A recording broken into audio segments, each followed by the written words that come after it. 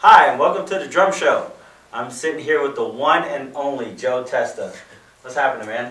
Not too much. How about yourself? Enjoying the wonderful sunshine. Yes, beautiful day today. It is. So we're here in the Vic Firth offices,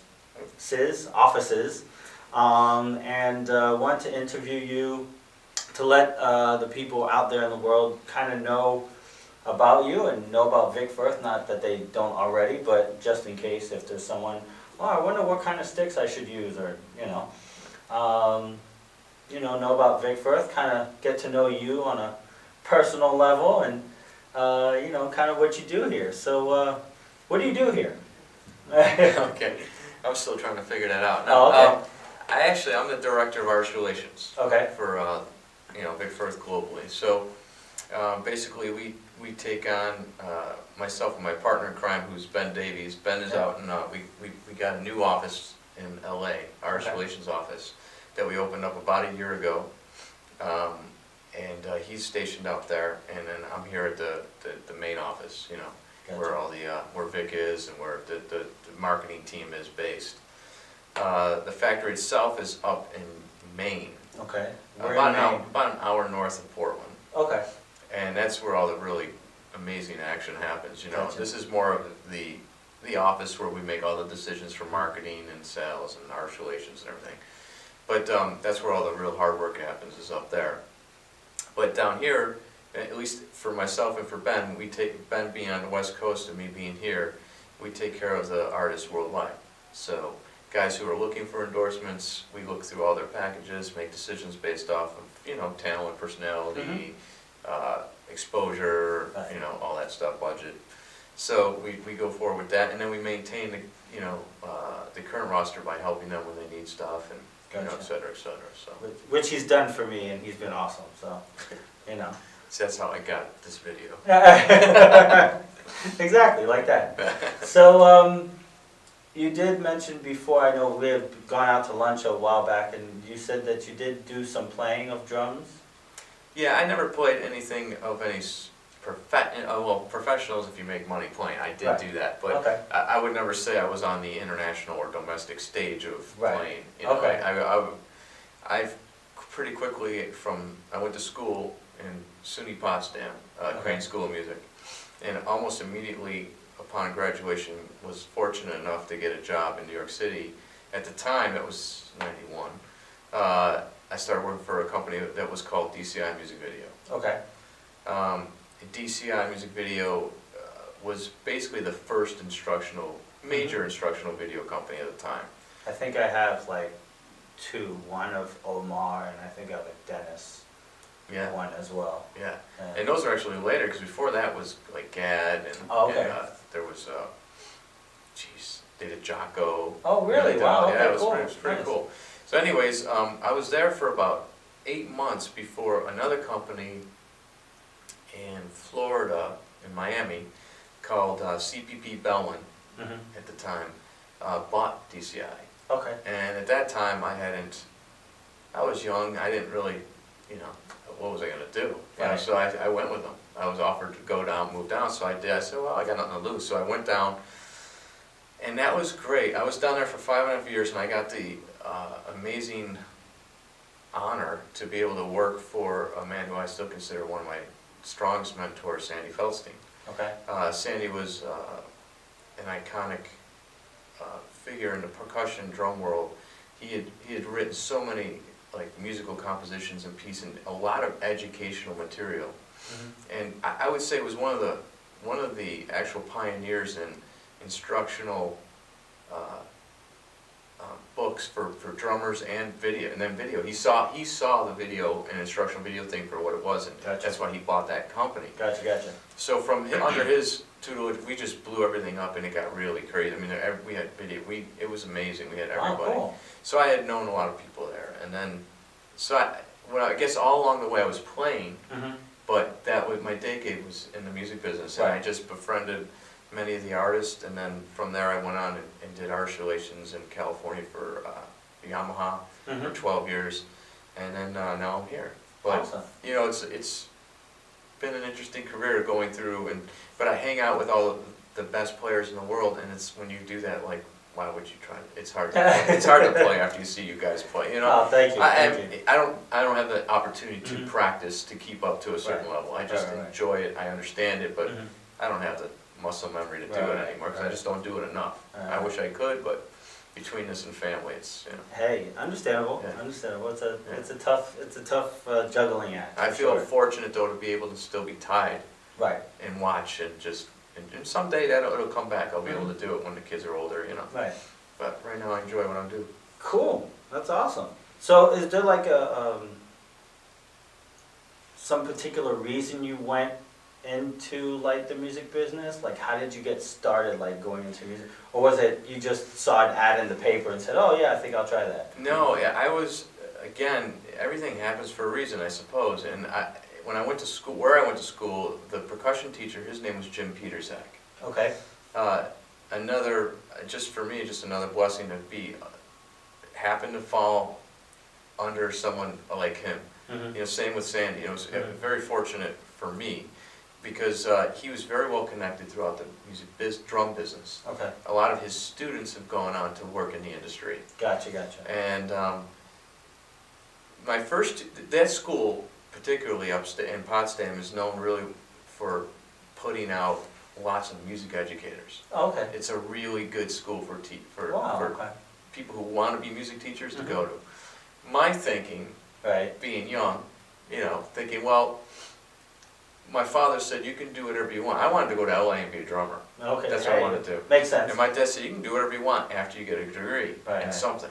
So he made me go to college. So I said, well, if I'm going to go to college, I'm going to go learn to become a better drummer so that when I get out there I have an edge, right? Right.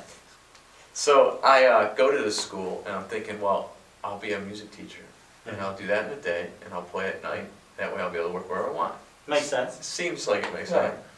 Well, 2 years into my degree, I realized I really cannot stand teaching. I just, and I have the utmost respect for teachers because my wife's a music teacher. But I just don't have the personality that can hang in a music classroom and teach. For hours on end. And teach Farajaka. I don't have it in me, you know what I mean?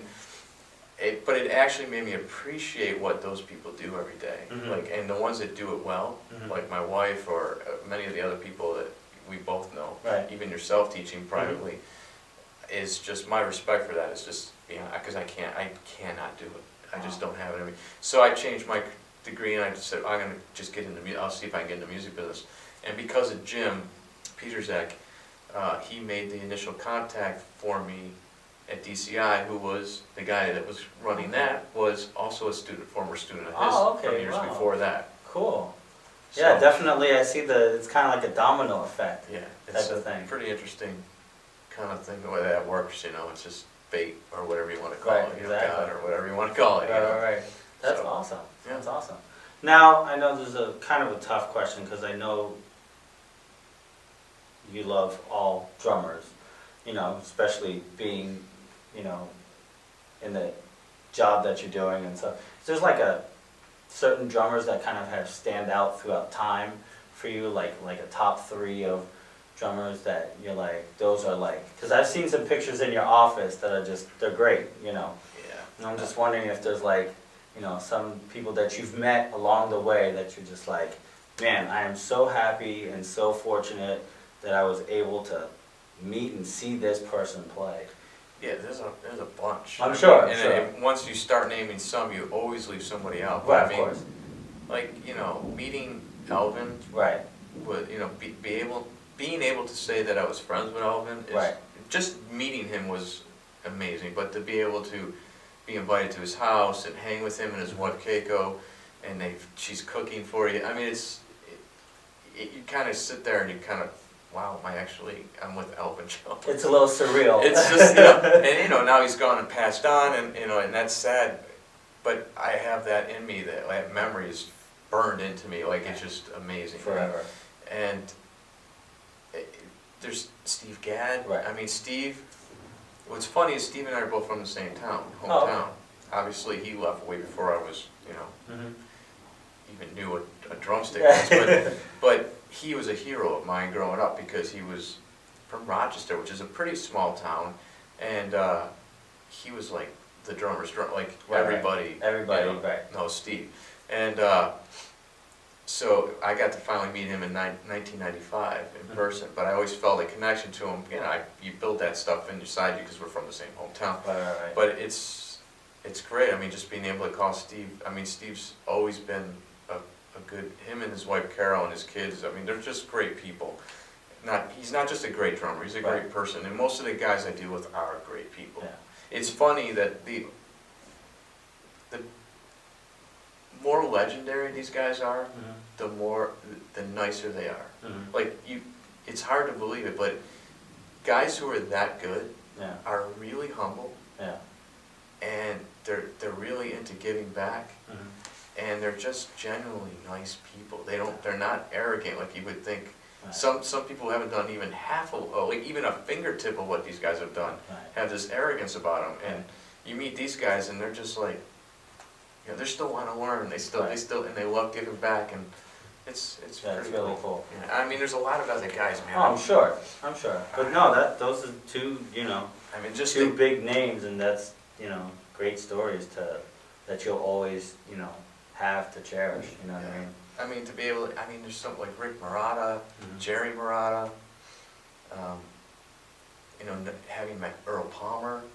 Okay. I'm not Earl Palmer, I'm sorry, you're going to have to edit this.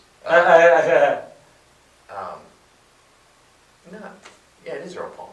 Okay. A New Orleans drummer. Yes. Blanking out right now. Yeah, that's okay. I'll fix all that.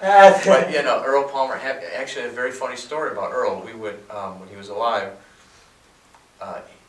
he and my friend, well, not my friend, I can't tell that story. Okay, no, we'll skip that one. Hey, we'll skip that story. But anyway, there were, Peter Erskine, Dave Wackel, there's a whole bunch of them, man. Right, It's just, right. for me, it's, every once in a while, you find yourself side stage watching some musical performance that is just, like, it moves you. Mind-blowing. Like, it's not just great from a talent standpoint, it's like spiritually amazing. And you can feel it, and you kind of sit there, I cannot believe I'm sitting like 10 feet from this guy off stage watching this happen. And I flash back to when I was a kid and how I wish I could be on stage myself. And I am, but I'm not. I'm not performing, but I'm next to the guys who are, and just witnessing it and try to soak it up, That's awesome. So, going back to Vic Firth, is there some things in the works coming out, some little surprises, some new type of stick that has not been invented yet, or some type of thing like that? Actually, yes. We've come out recently with the telescoping wood handle brushes, the legacy brushes. Yep. Those are really nice. I mean, they're not coming out, they're out. Right. The dual tones, the 5As with the little mallet on the Right, back. which you gave me a pair, which I love. I think I use them all the time. Yeah. They're really awesome. The Keith Carlock signature stick. Mhm. Keith just came over recently, and there's the Carter Beaufort stick, and Gavin Harrison, and Harvey Mason's new stick is, if anybody's into jazz, you need to check out Harvey Mason's new stick. Peter Erskine's big band stick is a great stick. Greg Bissonette has a new one called Backbeat. Nice, a lot of new stuff. Yeah, That's great. There's a ton of stuff. That's one thing, we keep coming out with new stuff, and there's some newer models coming out at NAMM, not necessarily signature stuff, Right. but good stuff that I think are going to be a nice addition to the line. Nice. So what's the website? Because I know people know, but just in case, what's the website for? VicFirth.com. Okay. And another great thing to do is to check out our Facebook. Okay. What's great about the website is it's, and I think you can attest to this, it's really in depth. Like there is so much educational material on there, from play-alongs to how do you play to rudimental play. I mean, there's just, it goes on. And the guys who work on the website are really great here. And fortunately for us, we've embraced that early on, and the website's just rocking. And our Facebook page is even, it's taking off like crazy. And I love it. we're just really fortunate to have guys who get it, who are on top of it, and we have an amazing roster who just constantly feeds us with material to keep it populating.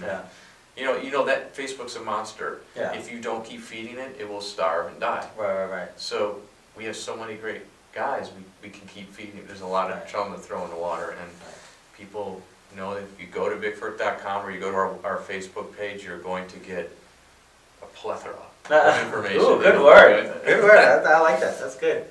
So when you're not here working your butt off, what do you like to do for fun?